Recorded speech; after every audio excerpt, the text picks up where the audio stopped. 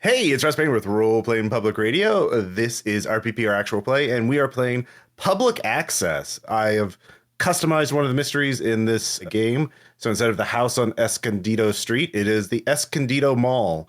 But yeah, we'll be playing through it as the game actually has a very detailed list of steps for a first session. So we'll be going through that. But we have three players. And first off, Bridget, the most innovative GM in RPPR. Yeah, I'm God's favorite princess and most interesting girl in the world. I'm on RPPR a lot. We're in the middle of doing a long form campaign for RPPR. Mm-hmm. Yeah. Yeah, and that'll be coming out after we finish our Rifts campaign. It's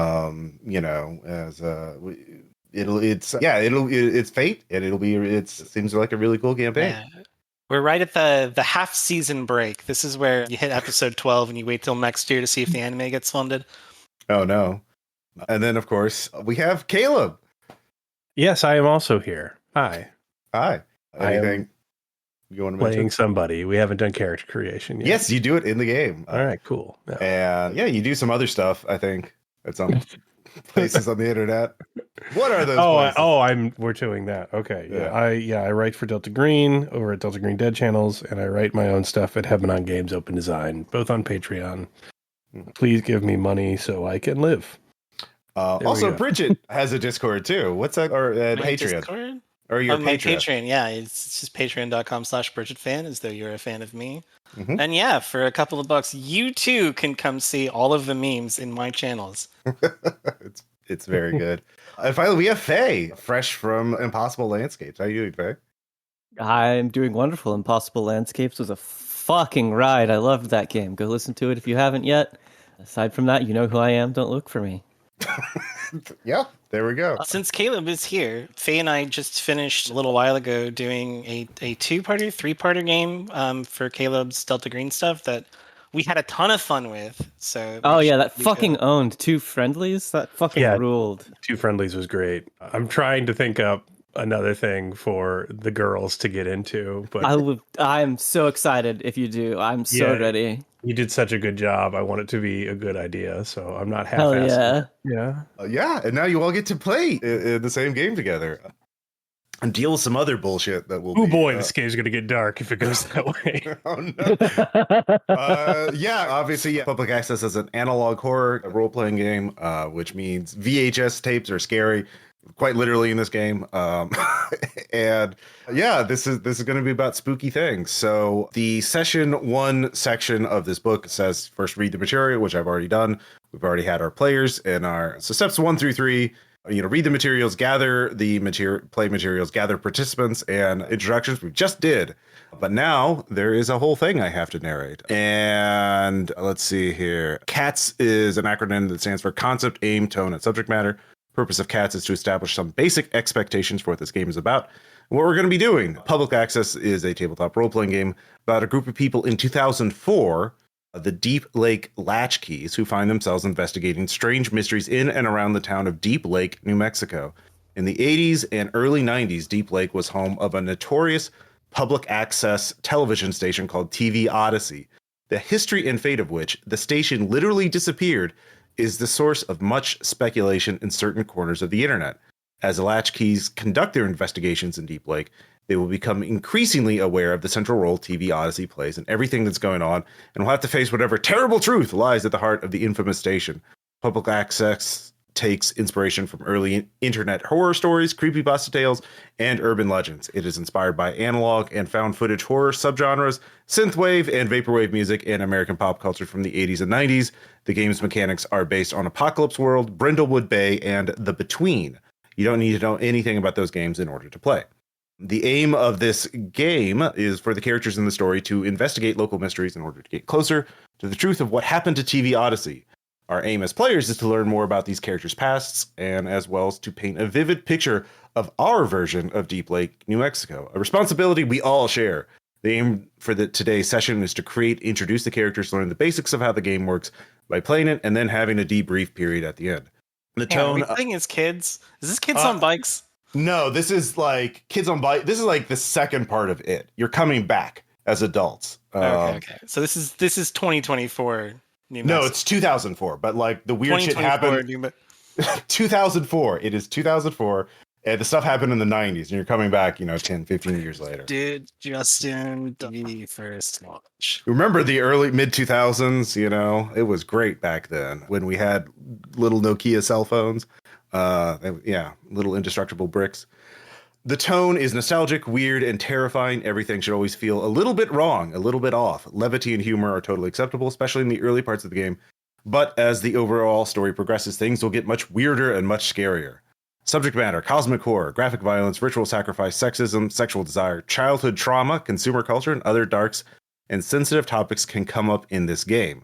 Let's see. I'm here. interested. Yeah. This game occasionally deals with dark and intense subject matters.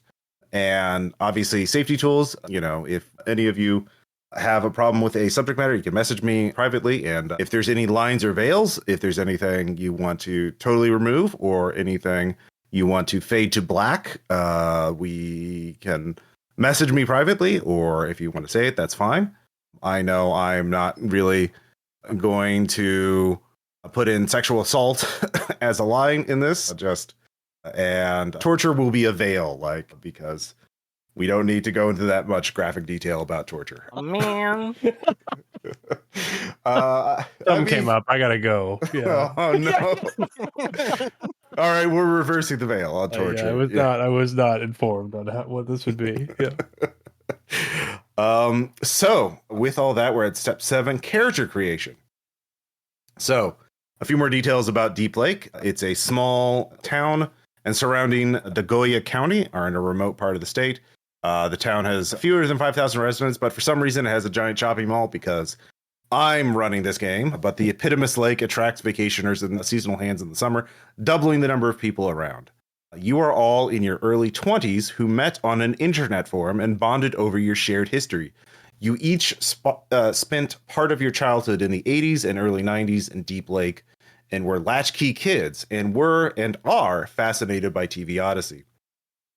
You didn't know each other when you lived in Deep Lake, but you found each other now, and under new nicknames, the Deep Lake Latchkeys, you tend to find out the true story of TV Odyssey.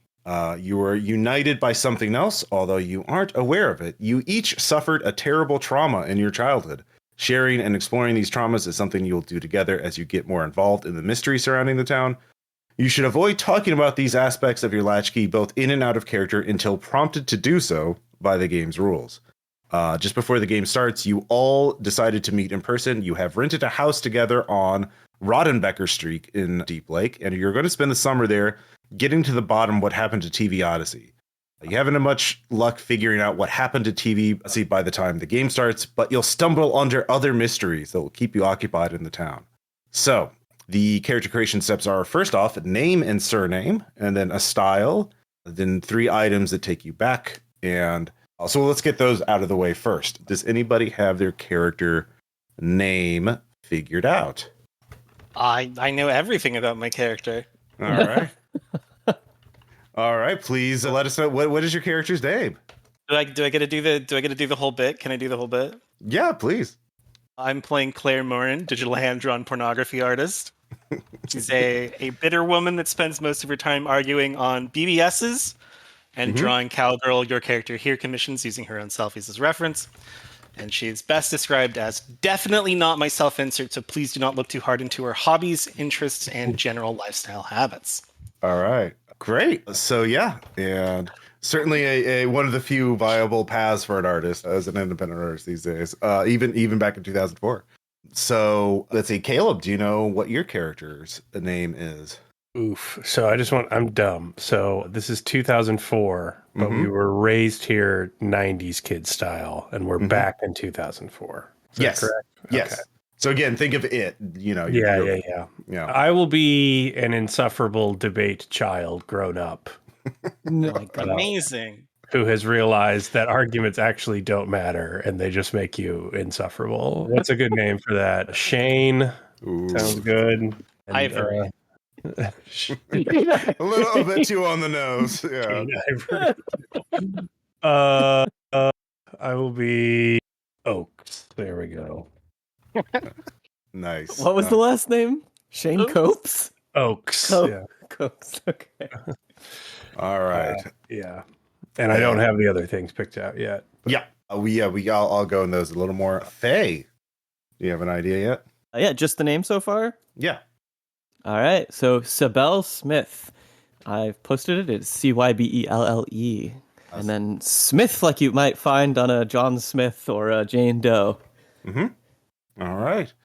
So then you get to pick a style. And if you look at the public access character sheet, you can make one up or you pick one. The listed ones, they're very good styles, appropriate for 2004. TJ Maximalist, cargo shorts, and Triforce t-shirt.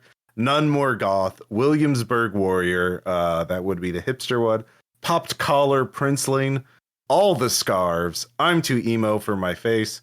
Live Strong. Oh God, remember Live Strong? Boot cut and boogie. Hoodie under blazer, matching sneakers. So yeah, I guess just a sort of phrase or a word to describe your character's fashion, how they present themselves to the world. I'm going with I miss Visual K. Oh.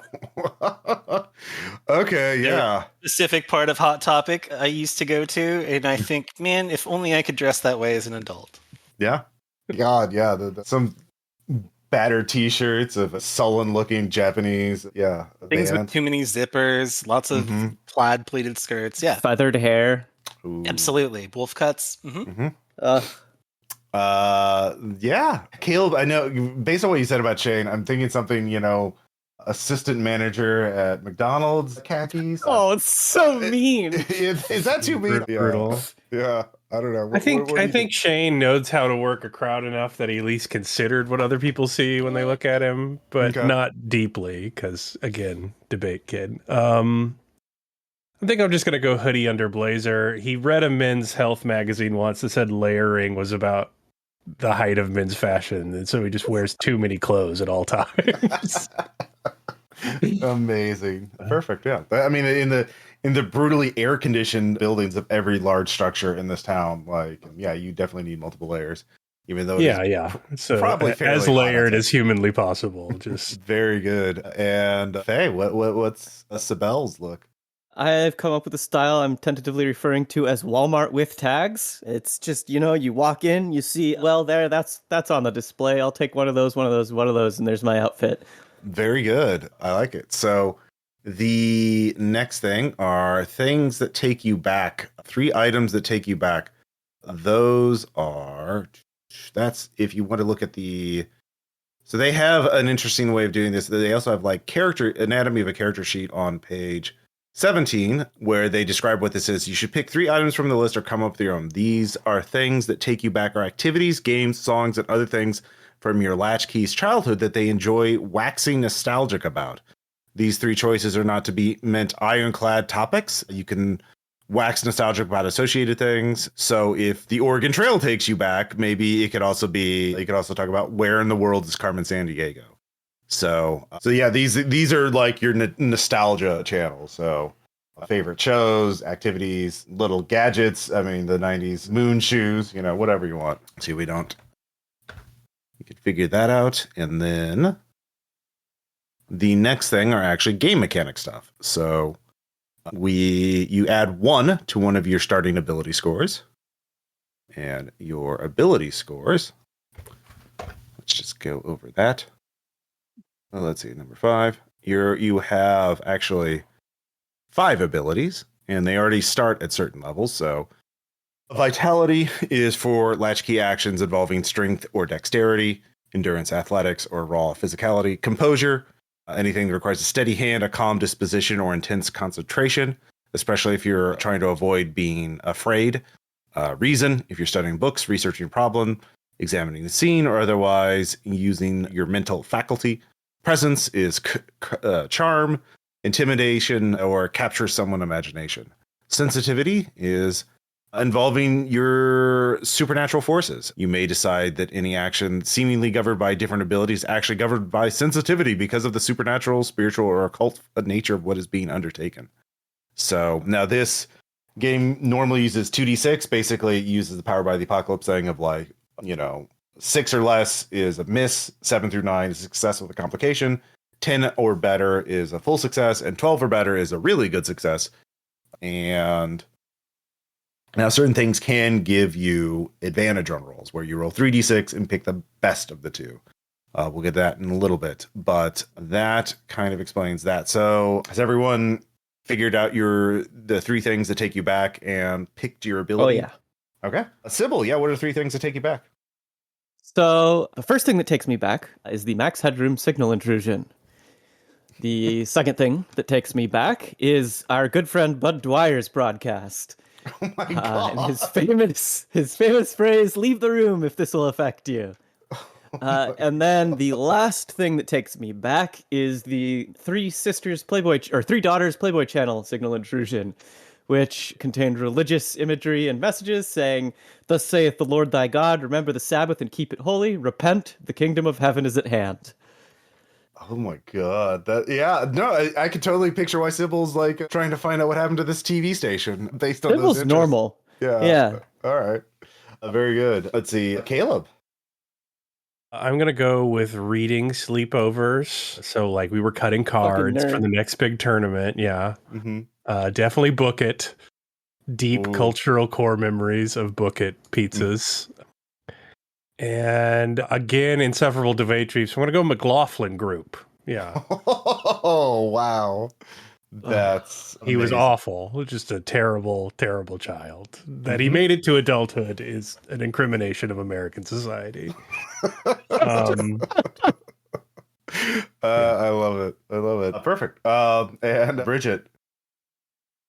So I feel like I'm in the middle of having followed the assignment here. So I picked the Shadow Over My Star arcade game, bootleg tapes of Ranma 1/2. Very good. Yeah, no, that's a nice. And late night scrambled cable porn. Yeah. Oh, yeah. Skinamax. When you don't have. Very good. Very good. Yep. So you all added 1 to your starting ability scores, and then the next step is marking 2 dawn questions. So the dawn questions are things you're looking to do in this session. If you do them, you will get a experience point. When you get a 6 experience points, you get to get an advancement where you can increase an ability, get another move, so on and so forth. So the dawn questions are like, did you share a good memory from your childhood? Were you vulnerable with someone? So we don't have to go over that. You just pick 2 of them. And each session you'll get to pick 2 of these questions. And those are your personal sort of like goals for the session.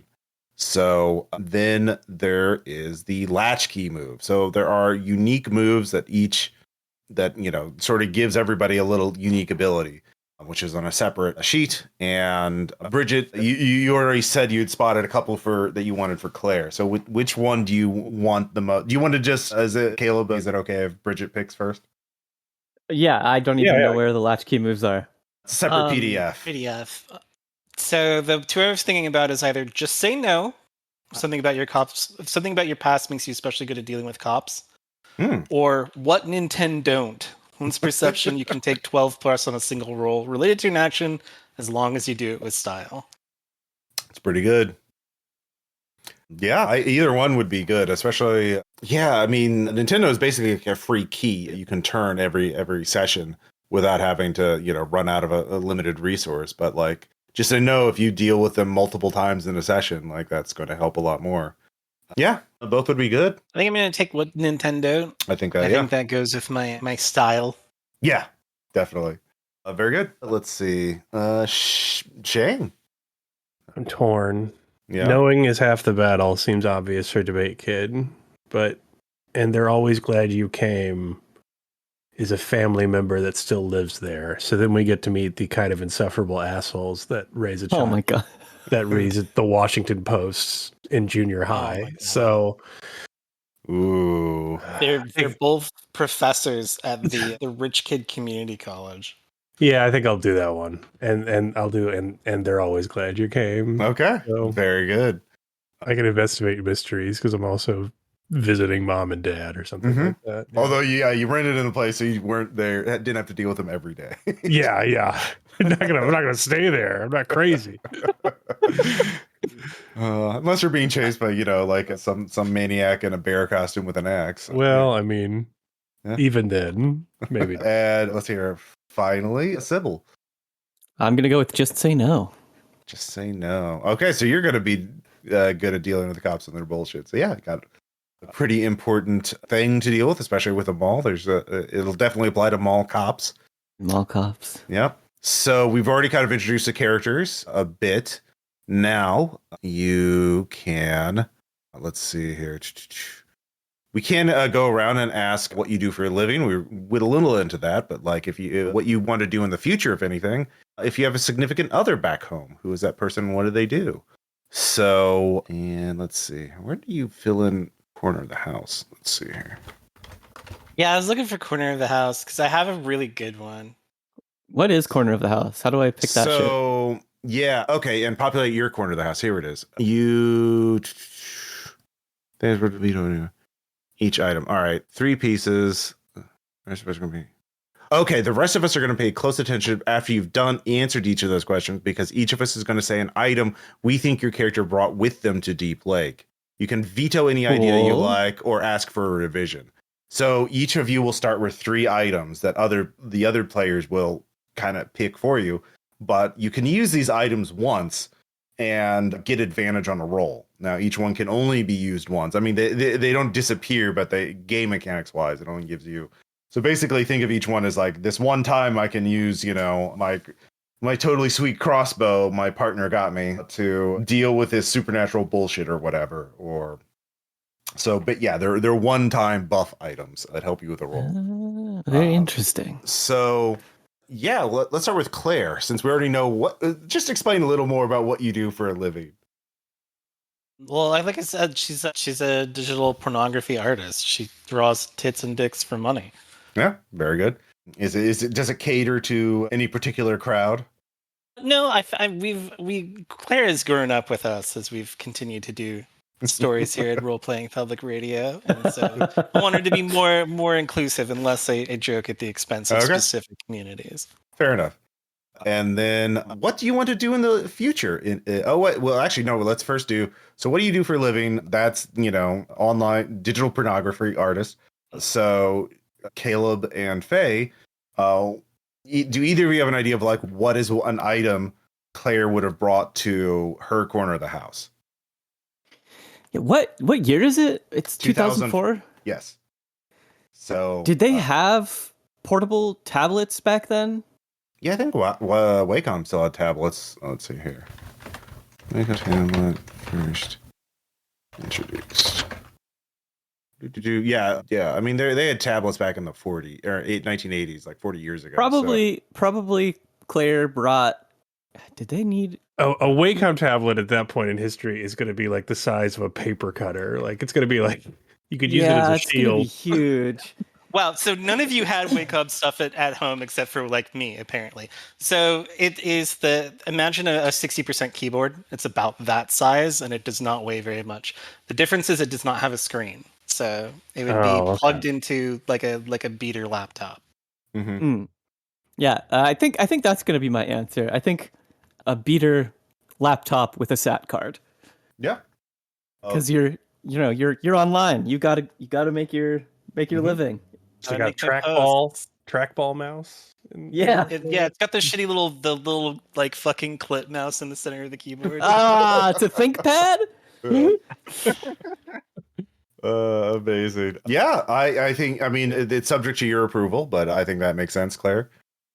That makes perfect sense. It's absolutely an item I have. All right. So moving on. What do you want to do in the future, if anything? Gosh, she probably has some like insane like animation dream where like she's going to be on some project and get paid a bunch of money, and everybody's going to remember it as being really cool. Mm-hmm. But she also has friends who got art jobs, and they're all miserable and in debt. Okay. Yeah. All right. So yeah, some connections to the animation industry. So yeah, Shane and Cybelle, what do you think would be an item Claire would have brought in based on that? I took the lead on the last one, so I'm gonna let Shane figure this one out. Man, would there be like some awful like script writer self-help book for like animation in 2004? Oh yeah, 100%. Yeah. Like, I feel like that shovelware exists in every creative industry. Yeah. Animation. How to break into for animation. Yeah. dummies. The first 5 pages. Yeah. Oh yeah. Don't animate the cat. So another option could be like merch from a failed like 90s cartoon that like one of your professional friends sent over, like fucking what was it, Duckman or something, you know, or the Dilbert cartoon. You know, I can think of merchandise she would have. okay, yeah. Just like as a joke, like a Yowie paddle.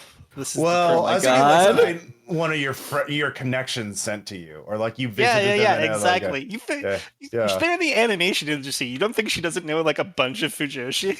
Oh yeah. It's the aughts. This was the prime. Okay. Who do you think she was swapping bootleg tapes with? Maru and fucking that was peak Bishonen time. So Okay. Yeah. So either the pile of books to help you animate an art, or like some kind of weird piece of merch. I think any of those make sense. So yeah. You could pick either one, Claire. All right, I'm gonna go with useless art books because that does make a little sense. Yeah.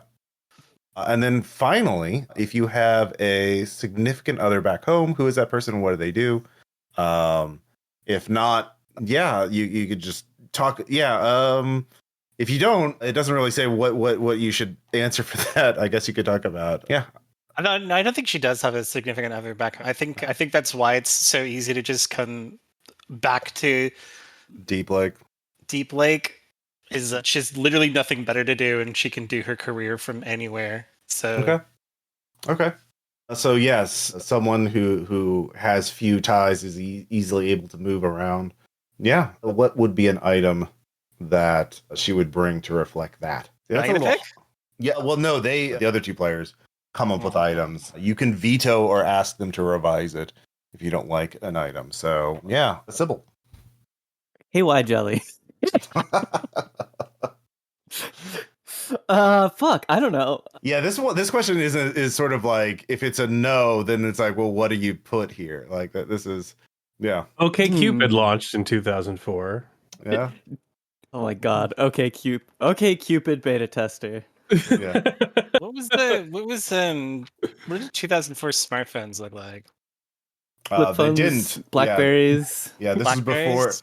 iPhone was like Yeah. 2007. So Yeah. so We didn't have apps back then. Things were good.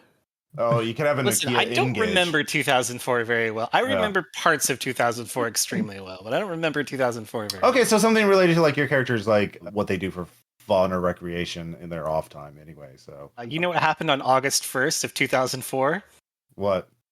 Evo moment number 37. Really? Oh my god. Yeah, this one doesn't provide as many prompts. If your character doesn't have a partner back home, it's like, well, yeah. I think okay Cupid membership is a Okay. pretty Okay, compelling Shit. because you Alright. could tap that for like information and shit or like contacts. It's actionable, Yeah. but also characterizing. Yeah, no, I think that works for me. Does that work with you, Claire? I'm gonna call it my surprisingly active OK Cupid profile. Very good. All right. So let's move on to Shane. What does Shane do for a living, if anything? I think he's probably a grant writer. So I think he probably just begs the federal government for money in forms for some nonprofit somewhere Okay. professionally. Yeah. All right. So Claire and Cybelle, what is something Shane would have brought to his corner of the house with that in Detailed ballpoint pen collection. mind? Okay, yeah. That sound good to you, Shane? Yeah, I feel like it needs to be like commemorative though. Like Yeah, just it's some like the fucking awful- challenge coin. Yeah, like some awful presidential campaign that failed. Oh God. Yeah, no, yeah. Al Gore commit. Yeah. Oh my god. yeah. My Al Gore commemorative campaign pin set. Yeah. Yep. There we go. Perfect. All right. For values, perfect. Let's see here. Al Gore pins. Yeah. Mm-hmm. That's going to come in handy. Oh, yeah. Well, you never know. You might if I can John Wick somebody with it. Yeah. What do you want to do in the future, if anything? I feel like he tells himself he's definitely going back to law school because he's not a burnout. He's just taking a break to do some charity work and work on the resume. He definitely wants to do that still and always wanted to do that, just like his parents always told him he did. So next year, for certain, getting back nose to the grindstone. All right. Yeah, Claire. Bar study guide. Yeah. Bar study guide. Yeah. There we go. Yep. Yeah, I could use Could it. be used as an improvised melee weapon. Yeah, absolutely. Or body armor. Just tape it to your chest. Just. I was gonna say like a law school, like a hoodie, but it's like aspirational. Oh, that's even sadder. Like, so, like your parents bought it for you because you were definitely getting in, and then yeah. Oh my god, you're gonna get asked. Oh my god, did you go to NYU also? And you have to answer no every hoodie? time. Yeah. All right. No, he could lie and use the hoodie to get advantage on that. Which one's sadder? Yeah. The hoodie's definitely sadder. I'm doing He's sadder. NYU law hoodie. Oh my god. That's what he wears under his blazer because he's an adult. Yeah. Yep. Christ. Oof. All right. If you have a significant partner, other back home, who is that person? What do they do? Okay, I know this isn't good because the questions don't really benefit not having a significant other, but he does not have a significant other, right? Yeah. Okay, but does he lie about having a significant other? Oh, okay. You could also have an ex. Actually, you could talk about like someone you broke up with recently, and like it's something they left, that you have of theirs, like what did your ex leave you that you brought with you? Okay. What if your ex was like a high school ex? No, that doesn't work. That's not sad enough. No, it could be someone you had like an affair with a married person at the office where you work, and that's If there's mom. Yeah. It could be like she went on and actually did law school. Mm-hmm. And she's waiting for you. That's what it is. Yeah, she's waiting for me there. Yeah. Definitely fooling myself. Yeah. It's gonna happen. Yeah, I guess I'll have a picture from God, what's the saddest thing you can do as a couple in college? Do they still do Model UN? That would be pitiful. Yeah. I think they do. Or 2004 they probably did. Yeah, so I will have a picture with my ex doing Model UN. Do you keep it in your wallet? Yes. Oh, no. Okay, here's something even sadder. You actually going to the UN during, this is 2004, wasn't... Oh, yeah, we went on a vacation, and we visited the UN. To see Colin Powell give his yellow cake speech, and, photo of you two together. A picture of the good times. Yeah. In the lead up to the Iraq War. Yeah.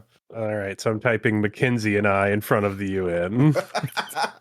So I love that despite it being several years until its inception, I can already tell that at least once or twice Shane would be the main character of Twitter. Yeah. Completely incidentally.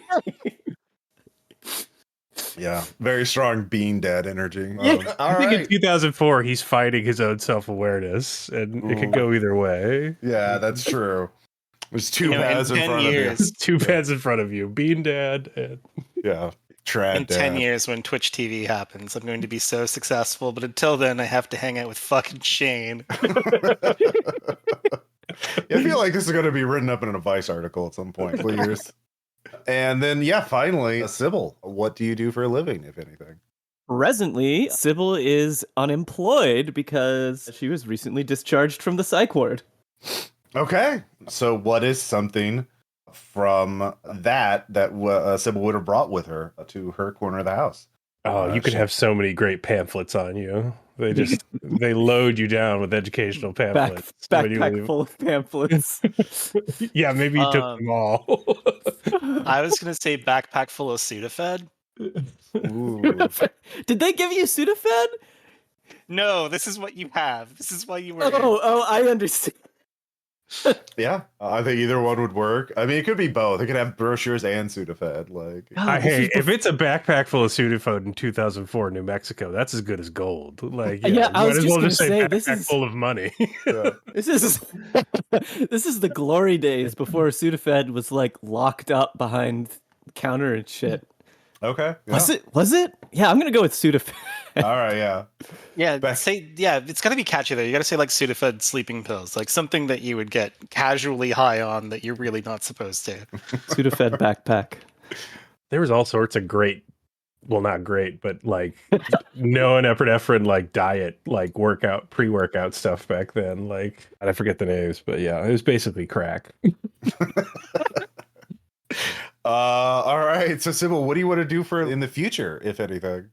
Sybil wants to find out more about herself. She was, during her time in the psych ward, she received electroconvulsive therapy, and as a result of that, lost a great portion of her memory. So she'd like to figure out who she is, which is part of the reason she's coming back to this place. I can't remember the name. Deep Lake. Deep Lake. Yeah. Mindfulness bracelets. Ooh. I like that. Yeah. All Pretty right. good. Mindfulness bracelets. Yeah. Have you ever seen those fucking Raver Condi things that are just like go all the way up the arm? Oh, yeah. It's got, like, but for 5 or 7 mindfulness bracelets. It's like Oh. that, just like the guy in Memento. God. I must remember to eat, pray, love. Yeah. Oh my God. Let's see. I'm just trying to see if I can find a photo of all of them. Yeah, something. Just a big, armful of it. Yeah. Oh yeah, it's something you could like get your entire forearm covered in them. So, and then finally, if you have a significant other back home, who is that person? What do they do? Or tell us about a recent ex. Cybelle thinks she has a significant other. Upon discharge, one of the items that she received was a cell phone, and in the cell phone there is a fairly extensive messaging history with someone that she does not know and does not reply back whenever she texts the number, and the number is unlabeled in her phone. So it is someone that she knew, but more than that, she doesn't know. Okay. So it doesn't have to be the cell phone that you brought with you, but it Yes. could be. Yeah. So it's up to Claire and Shane. Like, well, what is the item that speaks to you? Oh, it could be like a package that showed up without a return address from the person's initials. Maybe it's just initials in the cell phone. MJ or whatever. So that could be a package. It could be clothing with an unfamiliar perfume on it, or it could be any number of things. Okay. I was gonna say like a cell phone charm Cell Oh, phone charm. that you just assume. Oh my God. Like they gave you. yeah. Cell phone charms. I remember What is it- cell what phone is- charms. Yeah. Before the era of the rectangle, the glass triangle rectangle. What does the charm look like? Is it a little robot? Is it a little? It's a My Melody. It's a Sanrio My Melody cell phone charm. Oh. I just want to look at this. Oh yeah, the little bunny with the little. Yeah. Yeah. All right. Like that. Out of all of the things that your character has, how is that the most depressing one? The My Melody cell phone charm? Yeah. It's the small things. It's the small things. All right, so each of you should have 3 things in your corner of the house. And that is we'll take. Does anybody have something not filled out on their character sheet? I think all the relevant things should be. Assume. Yep. Yeah, we don't start with conditions, I assume. No, yeah. So conditions, basically there's no like list of conditions, but you can have 3 of them. Basically when something bad happens to you, you get a condition. It could be like cut on the hand, frustrated. You get disadvantage on rolls when that condition would be applicable. Like if you were trying to pick a lock with a cut hand, obviously that would make sense. Those conditions heal whenever it makes sense in the story. And if you have 3 conditions and you try to do something or you fail a roll, instead of getting condition, you would have to turn one of your keys in order to succeed at the roll. So that's basically the conditions are mostly like when you roll a success but with a complication. Like that's a common thing for that to happen. So but you don't start with any conditions. This game is set in 2004. We'll make lots of references to American pop culture of the 80s and 90s. This is not going to dwell on historical accuracy. We're going to do our best to represent the technology and culture, the eras explored in this game, but probably might get some things wrong, and that's okay.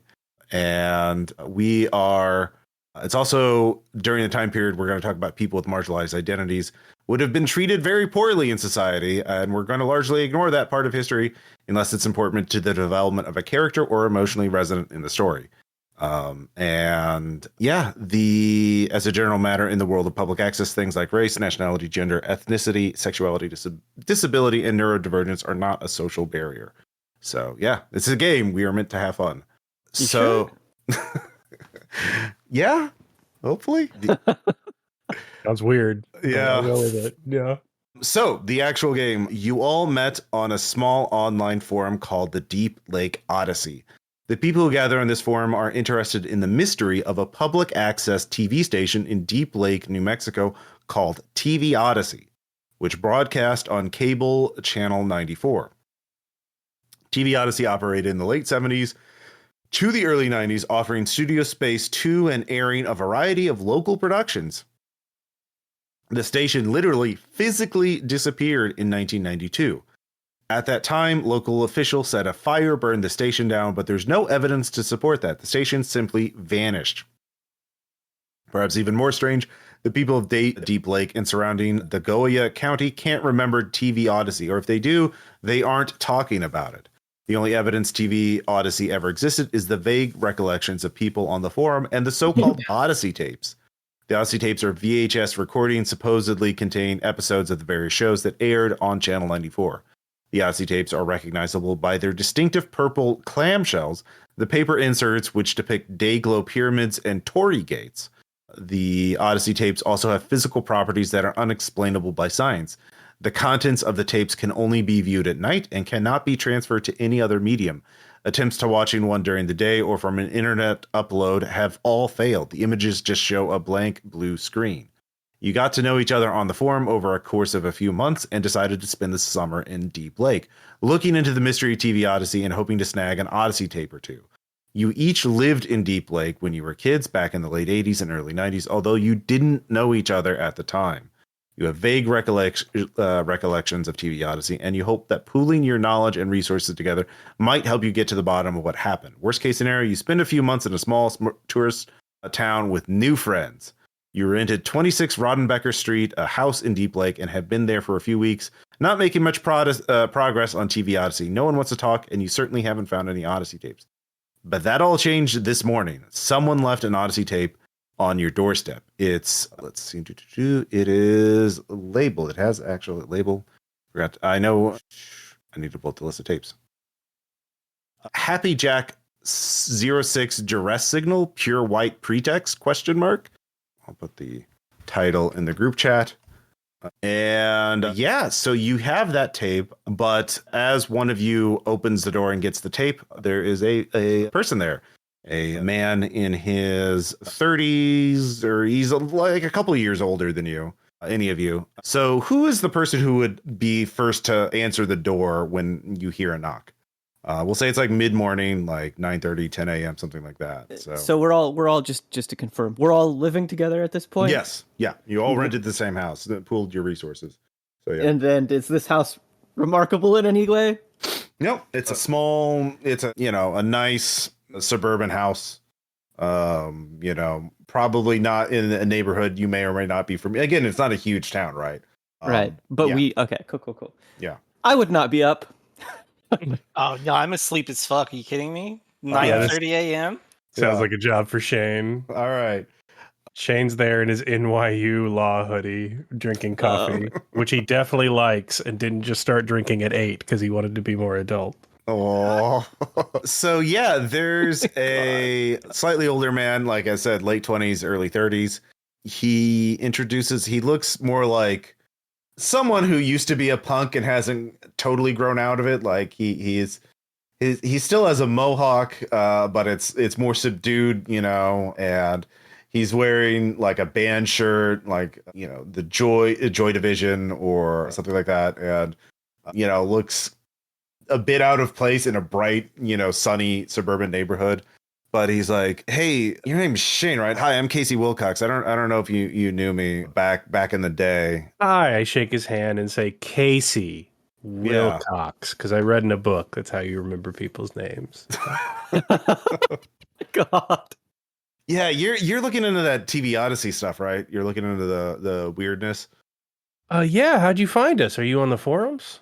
Yeah, I lurk a bit. I've been, especially the last couple of weeks, I've been kind of, yeah. I thought maybe like if you're looking at the weird things, there's something really weird in this town, and I didn't know if you'd been looking into it or not, but I thought maybe you could help with it. The mall, definitely. I'm so glad we put our address on that MySpace page, so you can find us. Yeah, no, it was super useful, and yeah, like what is some place you've already been investigating for a while? Like, who is somebody you would have talked to, like a local bar or something like that, Shane? Oh, I definitely went to the Deep Lake Historical Society and talked to some geriatrics about local history. Yeah. Yeah.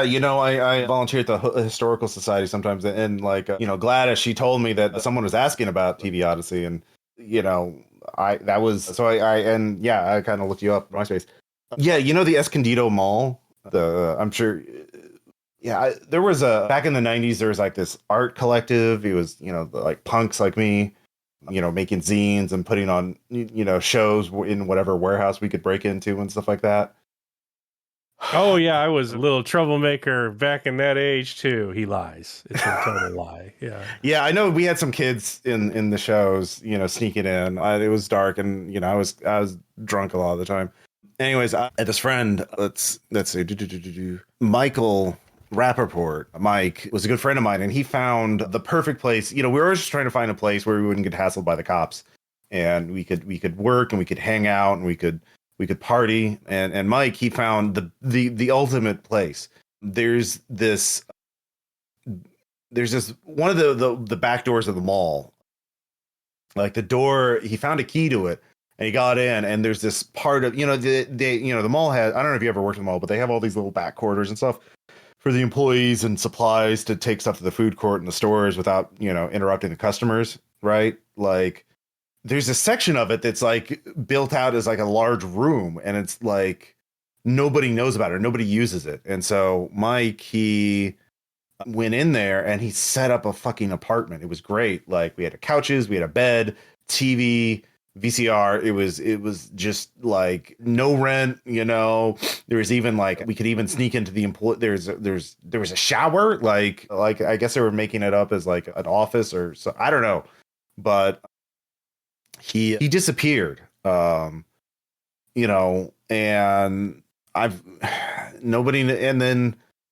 but other people knew about the place. Every other year or every year or so, somebody goes in, tries to live in that apartment, and then they just kind of disappear. And I've been getting weird dreams lately. I just feel, he'll be gone 10 years this pretty soon, in the next couple of weeks. And did Mike give you this tape? No, that's just, I don't know. That was already here when I got here. Like, oh, okay. Yeah. Cool. Yeah. But that's like, I'm telling you, man, there's something wrong with that mall, and nobody wants to talk about it. The cops never open up a case file on his disappearance. It's something's wrong with it, and you're the people to talk to. Like, here's my number. If you find out anything, or if you need help, I guess. Yeah. Thank you so much, Casey Wilcox. I really appreciate it. Yeah. Yeah. That sure is my name. You have reached the voicemail box of Casey Wilcox. So yeah, now we're in the regular play. We're in the day phase. So the way this game works is that there are phases. There's dawn, which we've already gone through by marking dawn questions and resolving anything, which we didn't really have to worry about. And then day, I presented a mystery, and then you can start investigating, and I'll kind of figure out what move you're trying to do. and we'll figure out the game mechanics as we play. And we kind of just, until it makes sense for it to move on to dusk and then night. So the main thing to be aware of is if you want to, in the night phase, you decide if you want to watch the tape first or if you want to go investigate the mall at night, basically. So, but that's later on. So Shane, yeah, you're up. You have the tape. You can't watch it yet. You do have a VCR here. You can experiment if you want, but it won't play. But yeah, do you want to wake the others and let them know about this, or do you want to let them get over on their own time? I definitely try it myself. Fully intended on watching it and then pretending I'm didn't pre-watch it when they get up, but it doesn't work. Mm-hmm. And then I resolve not to be a weirdo nerd to go wake them up to talk about it and let them wake up by themselves. And then it just gets to like 11 a.m. and I break. I can't do it anymore. And I start making loud noises in the kitchen passive aggressively to wake everybody else up. Oh my fucking God. I would love to know. Shane is a very normal human being. I would love to know what Shane thinks of these comparatively freaks that he's suddenly decided to live with. Like, this is only a situation you'd find on Facebook fucking Marketplace when you're looking for housing. Like, I think Shane obliterated his ability to have actual like values through years of taking pro and con sides to every issue. Centrist kind of shit. Yeah. Centrist to the point of disappearing. Yeah. So I think he really hasn't considered like how he feels about you personally. Once, it becomes like you'll do rent and you will help him on this. Yeah. So I don't think he has formed enough identity to have a strong reaction against you. Yeah. That is hilarious. You're the audience. He wants to be liked by you so that he wins points from the judge that is actually looking at all human interaction. If Shane can make it for just one more year, Reddit's going to be a thing. And then he's covered. Place. Yeah. Oh. All right. Hold on. Yeah. Yeah, I think Cybelle wakes. I'm not sure if Claire would wake first or if Claire is just like out. Did you want to go before me? No, you can go first. All right, yeah. So Cybelle shuffles out wearing, sweatpants as usual, and also an NYU hoodie that she bought at Walmart. And is like, oh, hey, morning, Shane. Sorry, I slept in again. Did I hear you talking to somebody? Shane wants to make a snide remark about your NYU hoodie, but realize he can't defend the ground. So he sees the point.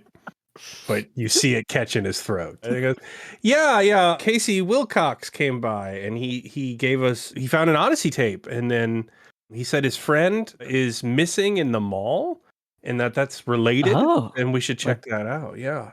Like just now he went missing? Apparently he's been missing for like 10 years, but everyone goes missing when they go there. It's some sort of squatter apartment built in the mall. I don't know. It seems pretty interesting. That's definitely against local ordinances, but yeah. I wouldn't know a thing about local ordinances. I'll just take your word for it. Yeah. Did you know the guy? I mean, no. He found us on the forums. So, when I put our address on our MySpace page, so right. Yeah. That was really smart, actually. Yeah. It panned out. Yeah. Yeah. I appreciate you being so tech savvy and all that. Thanks. Yeah. I did a lot of work in college, when we were. NYU. I noticed you wear your hoodie. I don't correct you. Yeah. Mm-hmm. All right. Well, I guess I'll go wake up Claire. Is there still coffee? Yeah. I'm making more awful black coffee that I don't Folgers. enjoy drinking. Yeah. I was just gonna say Folgers. Yeah. Is this a multi-level house? Yeah, I'd say it's 2-story. Are the bedrooms on the top? Okay. Yeah. So I think around this time, Claire is coming down the stairs, actually dressed. And she's like, guess who just matched with Mrs. Roberts? Who? Me. It's implied that it's me. Oh. Yeah. Congratulations. Who's Miss Roberts? Thank you. Mrs. Roberts, don't you remember who Mrs. Roberts is? She was like the hottest mom on Maple Street. Well, I feel like maybe we've had this conversation before, but I can't really remember well if we've had the conversation. Like, 4th grade. Or if... Oh, okay, no, yeah. No, actually, that's ringing some bells. That's good. Did you date your 4th grade teacher? Well, maybe. I don't know. It's just something to do around here. And speaking of something to do, I really want McDonald's. Shane, you want McDonald's, right? You love McDonald's. Yeah. You know, Fontworth said that online dating would be detrimental to human social structures, but you know, I don't know how to react to what you're saying, so I'm just citing sources. I'm telling you the things you like. I'm like, yeah, you love McDonald's. You know what you want to do? Drive us to get some breakfast. Ain't the only one with like the ability to fucking drive. I would know. I'm just gonna, for the sake of convenience, all of you have your own cars. They're probably not like our own car. cars. I highly doubt that. I have a driver's license. I do not have a car. I imagine even if they had their own cars, I guess they make Shane drive. Oh, sure. Yeah. No, almost to $3 a gallon. No, that's insane. You could have like a $200 like Honda Civic beater, like that's rusted like floorboards, like that. That's your car, Claire. Like every ride could be its last. We'll say it's that. You know, I hear gas is going to climb to $2 later this year. Oh yeah, that's insane. These Nazis in the Bush administration. Yeah, sure. I got pancake mix, but it's fine. We can do breakfast for dinner. Yeah. Let's go. Well, I mean, it's only like 11. 12. Yeah, we could. It's on the way to the mall, and then we could see what's going on in the mall. Yeah. Oh yeah, Claire. There's people missing in the mall. There's people. What mall? You mean that abandoned one that like nobody's ever been to? Yeah, sorry. There's people missing from 10 years ago in the mall. And it appears every subsequent year, according to Casey Wilcox. Yeah, right. It's actually unusually. The mall? Just so just for this, the Escondido Mall is quite active. It is unusually popular for a town of this size. Unusually successful. So yeah. Oh, everybody actually goes to the mall? Yep. It's 2004. Okay. Malls are still in, baby. Amazon. Well, that's where I got this. Surprised that people go missing in the mall. Yeah. All right, yeah, let's go to the mall then. Okay. That sounds great. So first, can we get McDonald's breakfast? I really need my McMuffin. There's no chance they're still serving breakfast. Yeah, they by the time you were up. This is before all day breakfast, isn't it? I'm leaning out the window like pleading with the cashier, like, could you please just make me a McMuffin, or like put an egg on a Big Mac, please, God. I know you have some left. Yeah, lunch begins at 10:30. Like it's 11. It's just 11. I know you have the grill still out for that. Come on, please. They cannot. No, sorry, we already put it away for the day. Yeah, would you like? Just go into the fridge. Just crack an egg on the grill, please. No, we can't. I can't. The assistant manager's here. I can't. I'm sorry. Let me speak to the assistant manager. Yeah, I'm sorry. You just have to come back earlier. Hey, man, just make me an egg. No, I'm sorry. You're going to have to order or leave. What are your Bayesian priors for refusing to make us breakfast? Sir, I'm going to have to ask you to leave. I don't understand your drugs. All right. 3 Big Macs. Just 3 Big Macs. Okay. Okay, yeah. What does everybody else want? Oh, can I have some coffee? Yeah. You get a coffee any time of day. They have coffee 24/7, or I don't know if they're 24/7 yet, but yeah. Yeah. What do you want, Shane? You look like a quarter pounder guy. Can we get a quarter pounder for Shane too? Yeah. I whimper and say nothing. Yeah. All right. So you fill up on burgers and coffee, delicious, and head to the Escondido Mall. It is unusually popular for a town of this size, right? Like especially during the summer. But it has actually been something all of you have been. It's that it has survived. You don't remember exactly. It's been around as long as any of you can remember. There's the Anchor store. There is the food court. There is their Hot Topic knockoff dark subject. The weird mattress store no one ever visits. The movie theater, the arcade, and of course the employee only area. But yeah, Shane fills in the other two on the hidden apartment, although you don't know exactly where that is yet. And yeah, but yeah, what day is this? Probably like I would guess maybe a Saturday. So it's fairly active at this time of day. Is there like a specific store that people go to in this mall? Because it's unusually busy. Is there like something that has special draw, or is it just like, wow, people are here for all the stores? Yeah, I mean, there is the anchor store, we'll say. Oh, yeah, Sears, right? Yeah, Sears, yeah. Sears. Yeah, the big 2-story thing with a little escalator in the middle of it. So you're kind of like trying to figure this out. So we can actually use one of the moves.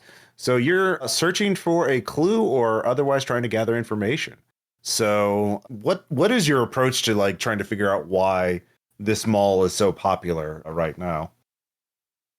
Cybelle, Cybelle just goes in and starts talking to people.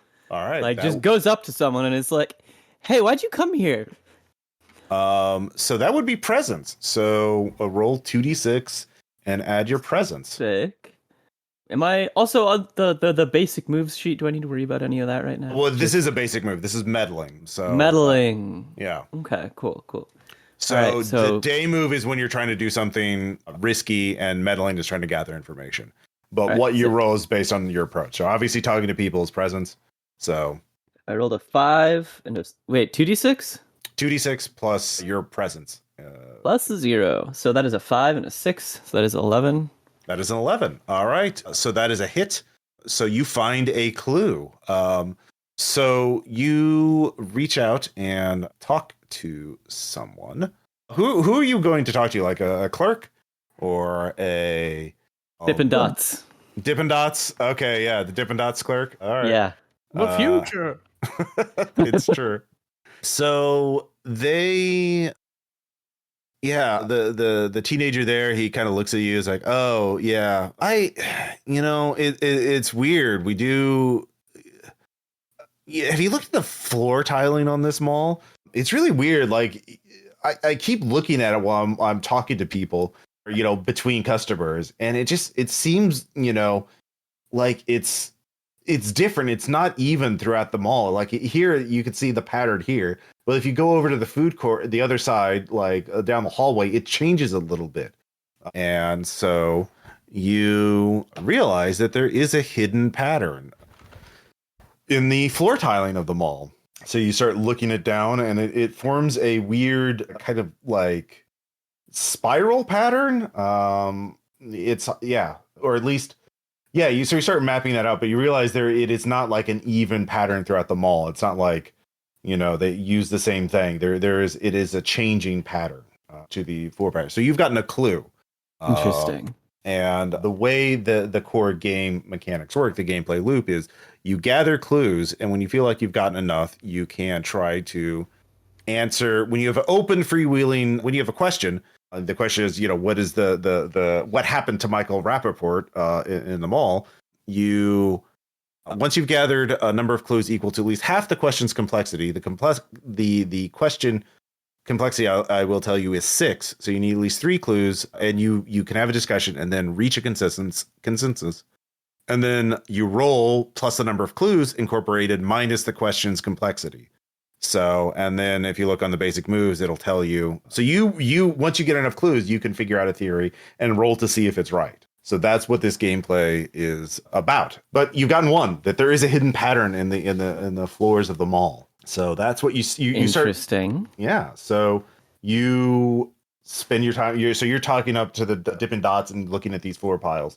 Meanwhile, Shane, what are you doing to investigate the mall? I will try and white guy confidence just walk into the employee back area. All right. Just the assuredness of a man who is not used to being told he can't go places. All right, so that's going to be a day move. All right. So that would probably be with presence, it sounds like. Yeah. Certainly. Yep. I have none of that, so this is going to go great. Do I roll 2 dice? And add... Yeah, if your presence is 0, it would just be a straight 2d6 roll. Cool. All right, I get a 7. A 7. So we'll tell you, so you can go, you start walking there, and you just start sweating buckets as you can feel the eyes of the mall cop and just every employee just staring. You just feel their eyes on you, and they all know. They must know. So no, my permanent record. Well, yeah, exactly. So you can go through it, but you will get a condition. nervous sweating. So, which will give you a disadvantage on social rolls, obviously, until you have time to take a shower or something. So, can progress if you want to, or you can. Sure, I'll be nervously sweaty. That's all right. Easy for me to role play. All right, so you get in the employee only area and you start walking the backroom corridors. And as you do so, you can try to find where this hidden apartment is, or you could just investigate this area. I would like to try and find the hidden apartment I was told is back here. Yeah. Okay. How do you want to do that? Is that what attribute do you think would be most appropriate? Well, reason, right? Because if it's a hidden apartment and the mall is in operation, it can't be an area that employees go to very often. So not anywhere where there's a mop bucket or any open stores or logic and reason triumph yet again. Yes, obviously. Yeah, that is perfect. Yeah, go ahead and roll. Is this meddling? No, this is just also a day move because you're trying to find it. Actually, no, I'll give meddling. Yeah, but either Okay, that goes better. That's a 9. That is a 9, which is reference. All right, meddling. There is a complication. So, and you do find the hidden apartment, and as you are doing so, well, actually, before we do that, while you're looking for it. Let's go to Claire. What are you doing? I'm going to go to the security station. And I'm going to go flirt with whoever is watching the cameras. I want to see how many there are and what they're looking at. So you head to the area and the mall security guard there, his name tag reads Patrick. Sorry, ma'am, but this is employee only. Can I help you? How old is Patrick? 40s. 40s? Yeah. He's still in surprisingly good shape, it looks like. Actually, yeah, he's pretty muscled. He's definitely a gym rat. Oh, no. Yeah. Oh, no. Hey, looking at name tag Patrick. I was wondering if you could help me out with something. See, I was here with some of my friends. We're up from college in New Mexico. I just want to figure out where they are. Is it okay if I just take a little look-see behind the counter here? You don't mind, do you? Just put a hand on his shoulder. All right. So this would be a risky move. Well, no, we'll say this also meddling. So go ahead and roll presence and add 2d6 to it. And okay, so I roll 2d6 and I add 1 because I have 1 in presence, right? All right. Yeah. Okay. I get 5. All right. So he's like, no, sorry. I can just, if you give me your names, I can have them use the PA system. That's going to be a lot faster to find them. They can come to you. So everyone in the mall will hear that.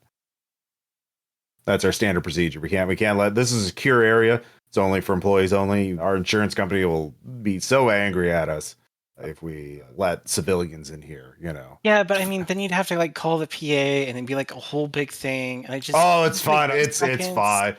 You can tell he likes using the PA. He likes being in charge of something. Yeah. Okay, I'm going. So yeah, I'll be okay, yeah, it's Misty and Serenity. Okay. We were supposed to meet at the mall food court, and while he turns to use the PA, I'm just gonna look at him myself. Well, you're outside. You're outside the security. Yeah. Okay. No, you were stopped before you got through the door to the security office. So the security place. Yeah. So so where's the PA he's gonna go call? He is radioing it. So radioing it? Yeah. He takes out a walkie-talkie kind of radio and just how can we have a PA for Serenity and Misty to come to the food court? Then while he's messing with the radio, I want to. Can I pinch the keys that he has? Oh yeah, that's definitely a day move. Yeah, that's definitely a day move. So that is going to be not presence. What is it? Composure, maybe. Yeah, composure. Yeah. All right, I can do composure. Mm-hmm. Actually, so is his keys for the whole mall? Can I get anything? There is. They're keychain. It's a keychain with a big key ring. Sorry, with a bunch of keys on it. You don't know how many. They're not labeled. Grab that. That's for me. Mm-hmm. And this time I get a 10. Okay. So with a 10, You can describe what it looks like as he's looking around, radioing, just not looking, just scanning the mall to see if Serenity or Misty are gonna pop up and when they hear their names publicly. So it's just another shoulder squeeze. I'm like, I really appreciate this. Thank you so much. And like my other hand, it's just like unclipping those keys and they're mine now. Yeah, you lifted like a pro. So meanwhile, Shane, you found the hidden apartment, and as you do so, now this is. I got a 9, by the way. Yeah.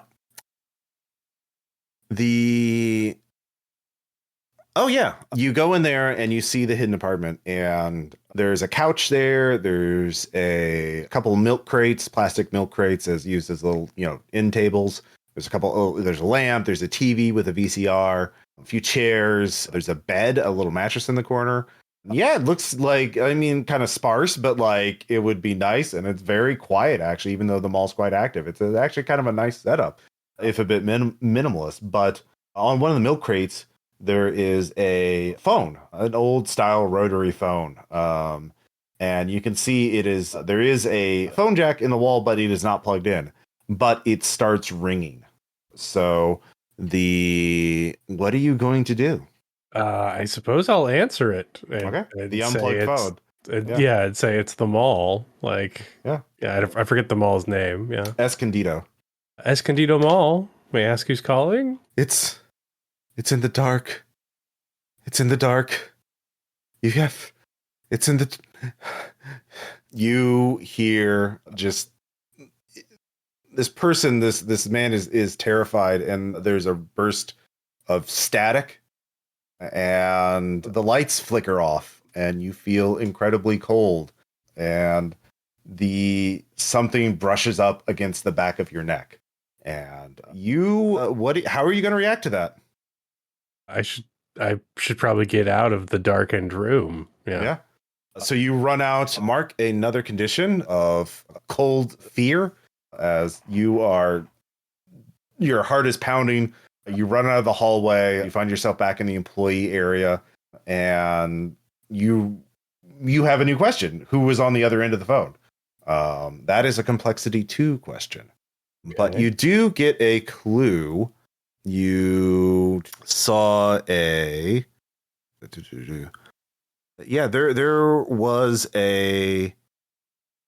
as you run through the employee area, you can see a mirror from the Sears, right? Like someone put it in the apartment. Yeah. And there was a reflection behind you right before the lights went out. And it like this dark figure, smaller than you, but like right behind you. And when you turn, you kind of glimpse to your back, and you didn't see it in person.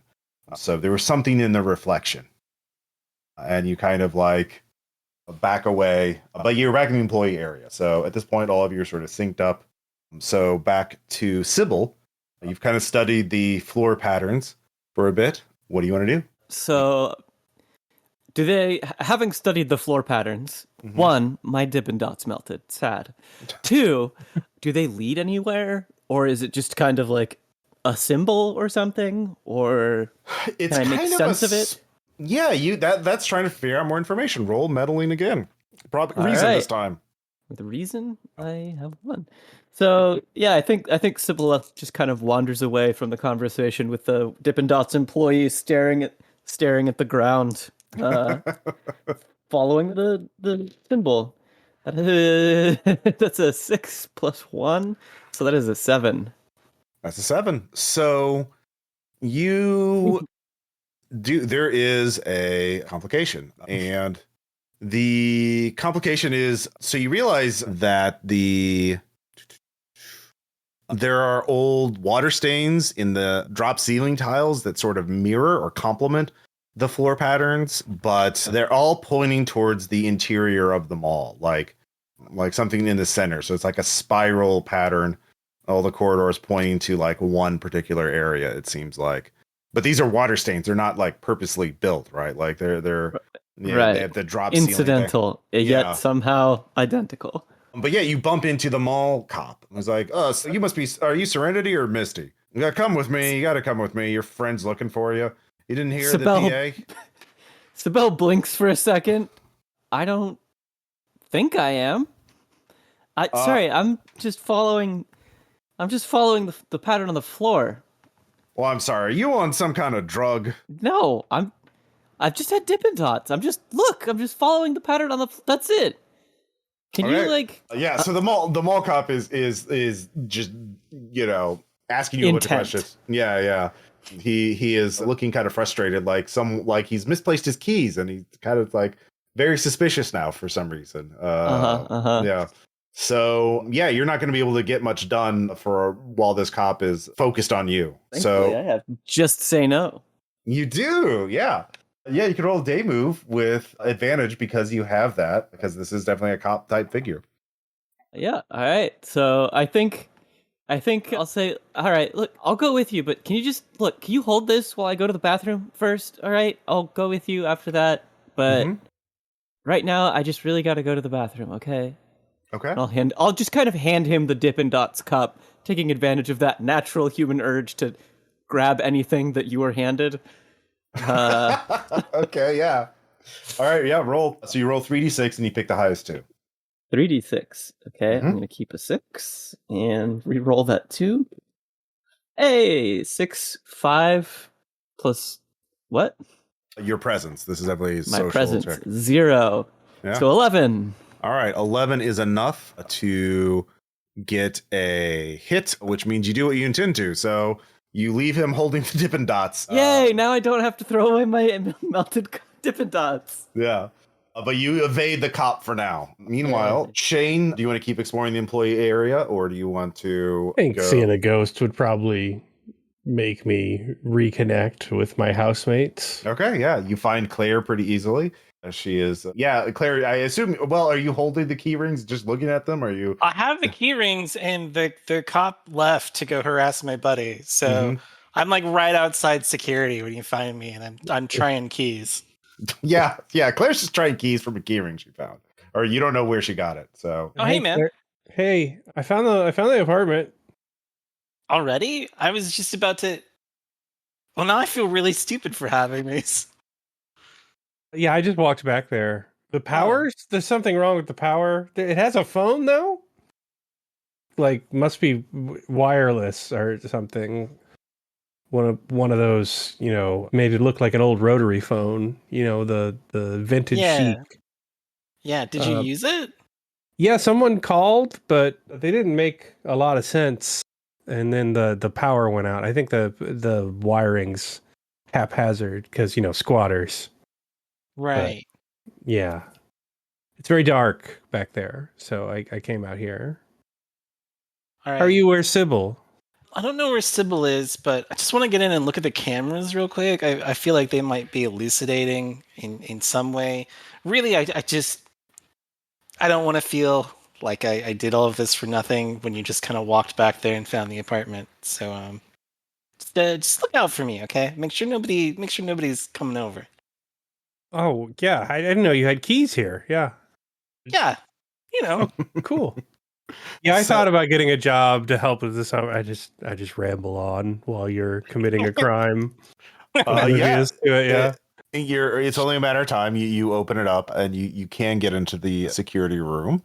So Claire, go ahead and roll meddling. This would probably be with reason as well, because I think that's perceptive. Just seeing what would be useful, perhaps. Yeah, intense concentration. Yeah, composure. Okay. All right. So that would be 6 to 4, 11. 11. All right. So with that, you do find so you'll start looking through the security footage. You do see Cybelle ducking through the crowd, evading Patrick a bit, but that doesn't seem to be all right. Yeah, that. But you do see something really odd in the parking lot. It's hard to tell from the security cameras, but there's one of the light posts that they have in the parking lot. There's no cars parked by it, so you can see it clearly. There's a bunch of paper wrapped around the base of this light pole, and there's a little circle of thing. there's something around the base of it, like both paper taped or wrapped around it, and also something at the very base, like a circle of like, it's kind of hard to tell because low resolution cameras, right? So you can go out and look at the parking lot and see what's there. Yeah, I'll come back out, and I'm gonna leave. No, I'm gonna keep the keys. I'm gonna pocket the keys. They might be useful later if we have to come in after hours. Yeah. So do you get like a master, or are you in the like Mall Cop Academy, or what's the training look like for that? Oh, I just knew a guy, and I just asked him to borrow them. You know. Oh yeah, okay, that's nice. That's nice of him to do that. Yeah, it's what friends do. Anyway, so let's go find Cybelle. So yeah, you can find Cybelle. You can all head out to the parking lot, and what you find is kind of like a little shrine. You see, it's like a human effigy made from receipts from the stores of the mall. It's hung upside down, taped to the light pole, and there's a circle of pennies around it. You guys ever see the Blair Witch Project? No. It was like a couple years ago. No. I thought it was a bold step forward in the genre, and yeah. Yeah, there's like... I'm sure it definitely won't like catch on and be horrifically overused as a narrative device. Yeah, like it's kind of a mid movie, but like, when they're wandering around in the woods and stuff, they just find stuff like stacked up, and it's like creepy and stuff, and this kind of reminds me of that. Mm-hmm. Oh. Huh. Can I take a look at the receipts? Are they from a specific store? Are they for a specific person? Yeah, they are. It seems there's one from each of these. One from Dark Subject, one from the Sears, one from the mattress store, one from the movie theater, one from the arcade, Aladdin's Castle. And that's for a bunch of like toys and things from the little, like where you could just buy the things instead of having to turn in tickets to get them. So, yeah. God, did you just call back to fucking Aladdin's Castle arcade? Mm-hmm. Fucking, was that a chain or was that Springfield specific? I think it was a chain. Okay, damn. That was a blast from the past. Wasn't expecting that one. Yeah. All right. You also said it was like a human effigy? Yeah, like a little paper person hung upside down. But not like a specific person, just in the it's shape made of from receipts, like it's human shape, but like, right. Yeah, the person's art, paper crafting ability does not allow them to make a specific person with it. It's just, yeah. Maybe we've got to like buy something from each of the stores and then we go missing. Wait, are we trying to go missing, or are we trying to? What's the best way to? Resolved. I'm not trying to go missing. Yeah, no, thank you. What's the best way to find a missing person, though? Wouldn't it be to also go missing? Now that you're outside and in the daylight, Shane, you can mark off cold fear. You've kind of recovered from that. So yay! I'm still nervous. Do you have gross pit stains? Oh yeah, but I'm so layered. You shouldn't be able to. That's true. Finally, it works in your favor. Don't they just not find missing people? Like, I heard that if they're gone for like 48 hours, they're just gone forever, right? Well, yeah. There's been someone missing for 10 years. So, I'm pretty sure at some point you're not missing, you're just dead, right? Or you just found somewhere else, yeah. Right. Well, it could also be like me. Maybe someone out there thinks I'm missing, but here I am. I'm not missing. That's true. Maybe he doesn't want to be found, which is his right, and as individual autonomy of Michael Rappaport. Oh, you're right. Should we even find him? Should we even try to find? Maybe that's intruding on his privacy. So I brings up a good into point. Every ethical consideration for that.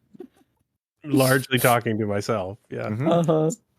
That's great, Shane. That's really helpful. So you went into the room, right? Does it look like a murder slashy room? Is there plastic on the ground?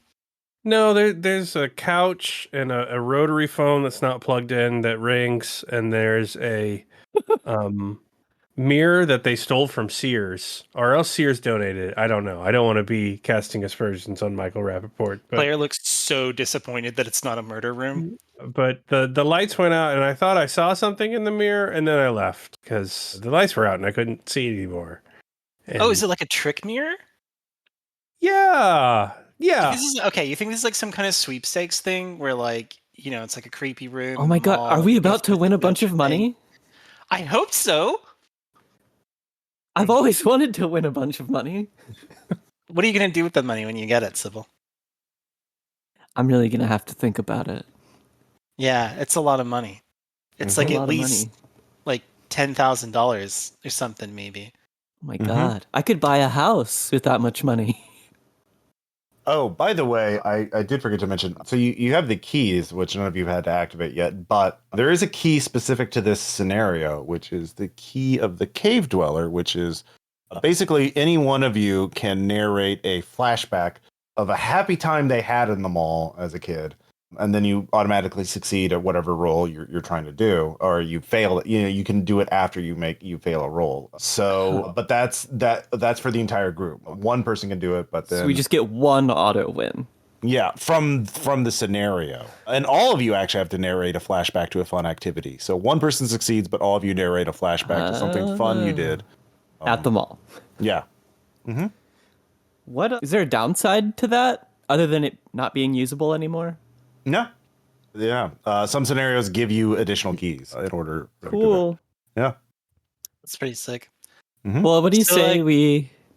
Oh, you first. Do we want to come back like later and with like some flashlights and stuff, or?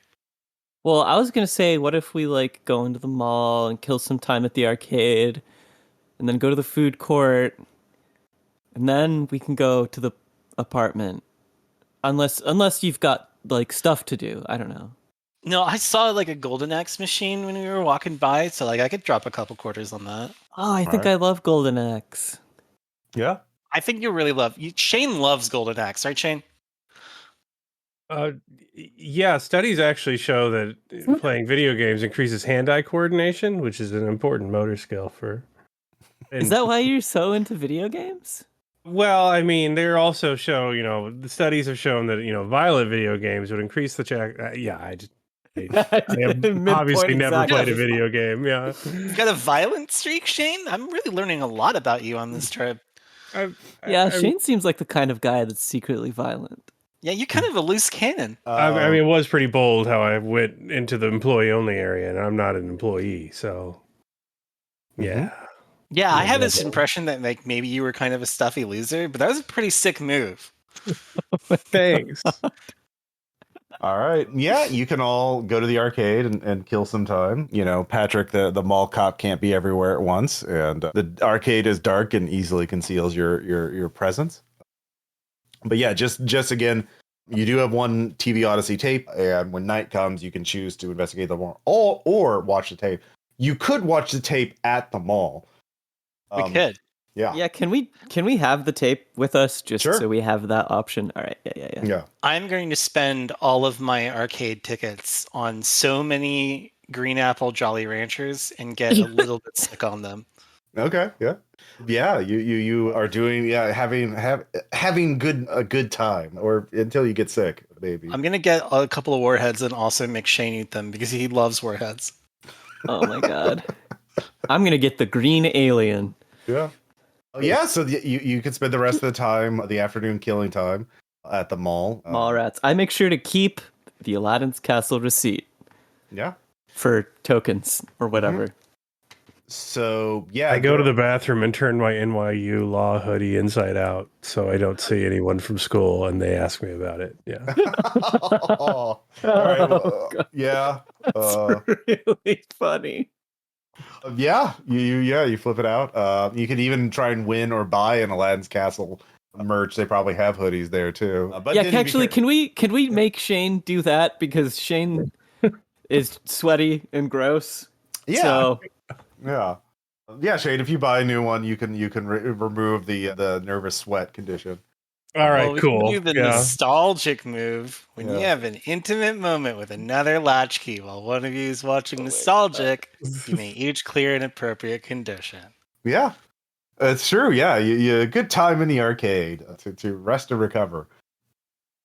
So that sounds like we are going to move on to, let's see here, dusk. And the dusk is, let's see here.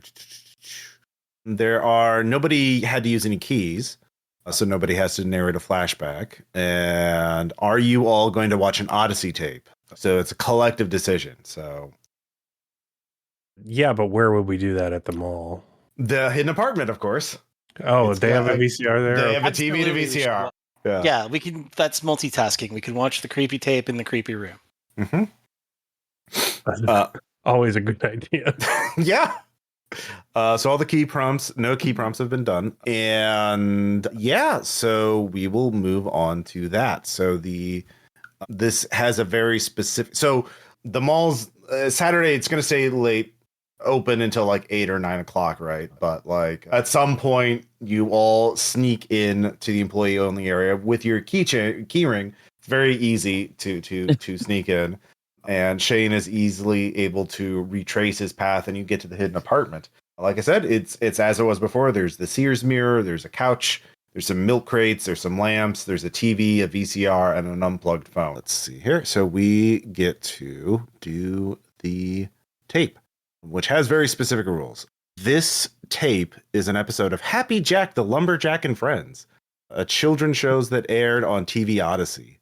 The episode opens on a scene where Happy Jack, a crude wooden puppet wearing a flannel shirt and knit cap, plastic axe taped to his hand, is comforting his friend Lucy, who is portrayed by a crying 12-year-old girl.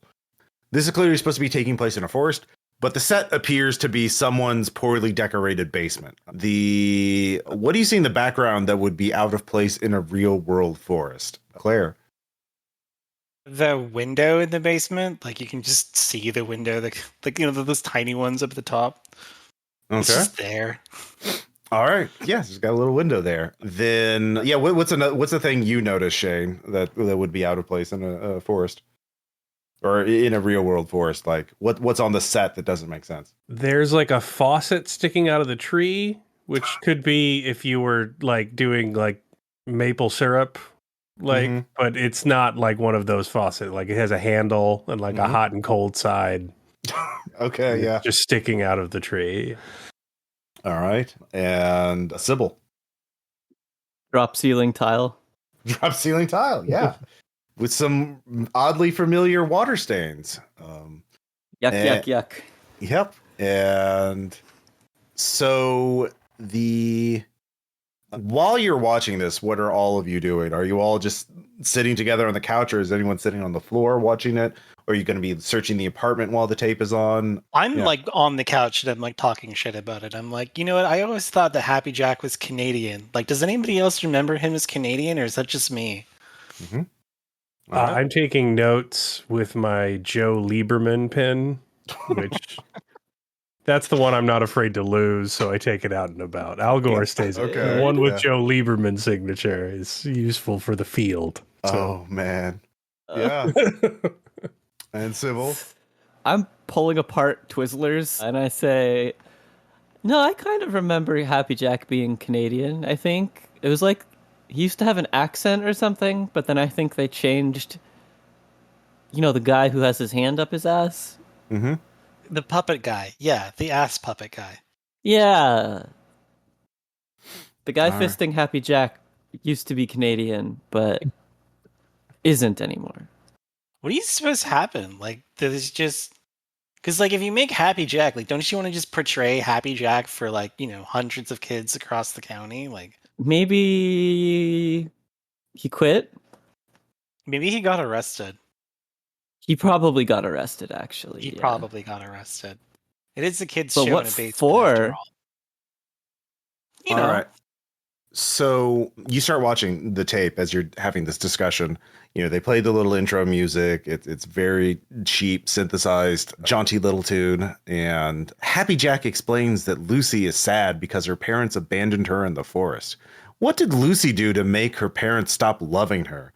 Claire? she did not say her prayers in church. She did not say, oh, yes. Oh, you should... well, that's yeah. So the little girl is like, Don't you know Jesus loves you? Why don't you back? Yeah. So the play, yeah. So that is going on, and the air gets a little cold in the room as you're watching this. Maybe they just they cranked up the AC a little more, although it's night, they wouldn't need to. It's a bit odd. And as you're watching, the scene continues. Happy Jack suggests Lucy should get revenge on her parents when she finally gets home. He demonstrates the manner of revenge on another puppet character, Sylvester the Squirrel. Cybelle, what does Happy Jack do to Sylvester? When Sylvester is sleeping, Happy Jack lines the windows with tarp and duct tape and then funnels in the car's exhaust pipe under the door and then tapes that with tarp and duct tape. Yes, you have to be sure the tape is very tight so no gases escape. It will put them to sleep so they can go to heaven. You want your parents to go to heaven, don't you, Lucy?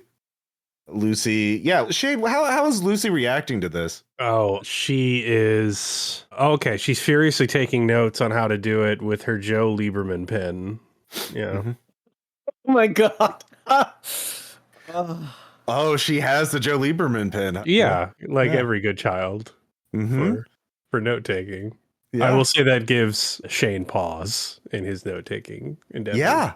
There is a odd look it looks identical, even though it is a very grainy VHS footage. It has the same distinctive Joe signature on the pen. And is that his face? Would he when was this made? Was Joe even a senator back then?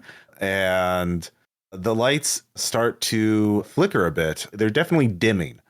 And are any of you doing anything while you're watching, or are you going to just stay intently focused on the show? Does anybody remember this show being like this? I thought it was just like a kids thing with a little song and stuff. I can't really attest either way, but this doesn't really seem like children's material. Cybelle's moved on to nervously thumbing her My Melody charm. Yeah, the lumberjack is singing, "When you sleep, anytime you sleep, you can wake up in heaven. Isn't that nice? Happy Jack says, go to heaven when you sleep. Go to heaven when you sleep." And the episode ends and the screen fades to black, but the audio can still be heard. Let's see, who hasn't answered a question yet? Shane, Lucy whispers something to anyone who might be watching. What does she say? I don't know. What would she say? The answer to your prayers is in the couch cushions. Oh, all right. Yeah, when she does that, are you going to look in the couch cushions? I will look to I'm going to read the room. What would my partners like to do? I'm not sitting on the couch anymore. Yeah, I think Cybelle's just looking at the couch. I think we all stand up and get off the couch and Yeah. look at the couch. Yeah. And it's like visually drawing straws. Like we're trying to see who has the strongest willpower to go look in the couch. Yeah, it's beginning to get colder. All of you can hear water dripping from somewhere nearby. It's just a stupid show with a stupid couch. All right, I'll look. Okay. Roll a night move. This is going to be sensitivity. Okay. So when it says nice moves, I name what I'm afraid will happen if I fail. I'm afraid that something will be in there, like something that will grab me and take me into the couch, because that's the most childlike fear that makes sense. And I'm rolling sensitivity. I'm going to go ahead and use my what Nintendo don't, because I'm cool and I don't care about scary things. I'm just going to go over and flip all the couch cushions up. Okay. And I believe that gives you... That gives me 12 plus for free. All right. So you do what you intend to. All right. The bottom of the couch, you flip over, just with a bold move, you grab all the cushions, you throw them off, revealing an utterly soaked bottom base of the couch. But there is let's see. There's a bunch of Polaroid photos on the couch cushions. Old ones. That's unsettling. But you pick them up and they show, it looks like a man, or early 20s, late teens, a punk. You would guess from, it's an old photo. It's definitely faded, but like the 90s maybe, and these are photos in the mall apartment. They're like selfies. They're like other friends.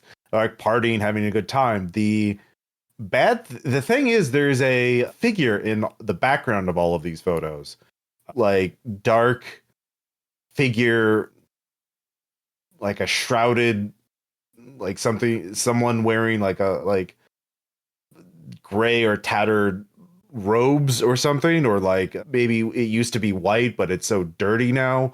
It's now reading gray. It's kind of hard to make it out, but they're in all of the photos, and none of the other figures in these photos acknowledge this background. Like they clearly, like, there's a group photo and there's just no one's paying attention, no one's acknowledging them. But yeah, it's the dark figure that you saw earlier today. Oh, okay. Is there any writing on the back of the Polaroids? Yeah, there is. It says Mike, Mike 94. So this would be a house party. Yeah. Or there's a quotes around house. Yeah. Okay. So this would be a clue for that question. Yes. Well, it could be, clues can be used for whatever question. They're kind of used up once you answer a question, but you could use them for either question. Like, one, who is on the other end of the phone, and two, what happened to Michael Rappaport at the thing. So you get that, and the water dripping stops for now. But yeah, we will in there as you are looking all of these photos, because these sessions are supposed to be at 2 hours. And all right. So hold on, there is a wrap up section.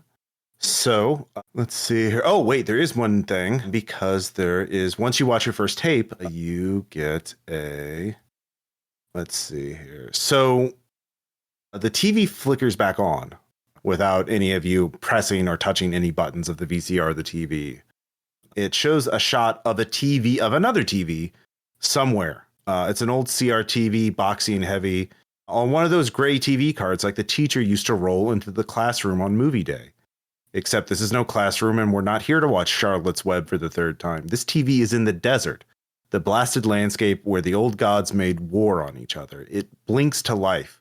On the screen is a man so big he fills the flickering frame. He's wearing a creamy yellow suit, a cowboy hat, and a bolo tie shaped like the sun. He's looming over a table that is comically small in front of his vastness. Tarot cards are spread across it. He looks at the camera and speaks. It might surprise you to learn that I am an enthusiast of the tarot. The first card in the major arcana is the Fool. It depicts a young man blind to the realities of the world, stepping off a precipice. The Fool is said to augur a new beginning in life, a new journey, and importantly, on the need to trust the hidden forces of the universe to guide you on your way. I do wonder what will happen to these new fools. These beautiful fools who have traveled all the way back to the enchanted land of their youth in search of the truth. What will happen now that they have stepped off the precipice? Will the universe set them down gently, or will they simply plummet into oblivion?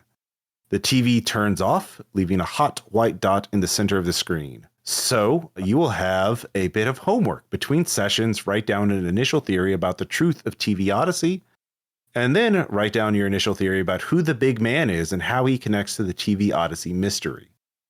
So, but there is a bit of a debrief at the end of the session. So basically, yeah, questions, comments, suggestions. Are there any things you would like to see next time? Are there any things, let's see here, stars are things you liked. Things you liked about this session and things you'd like to see next session. So, Claire. I like the tapes. They were actually pretty unsettling. I kind of like that sort of analog horror thing, fan footage stuff. So that was fun. Mm-hmm. Good. Is there anything you'd like to see next session?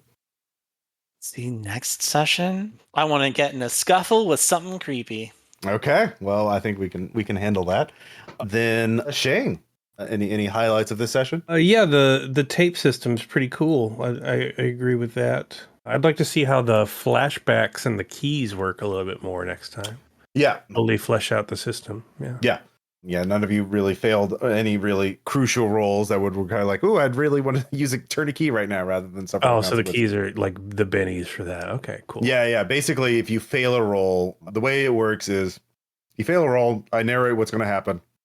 Like, no, I don't want that to happen. I'm going to turn a key. And then, that was like an alternate what if, Yeah. Yeah, so you get caught by the monster and murdered, or you get stabbed in the arm or cursed or whatever.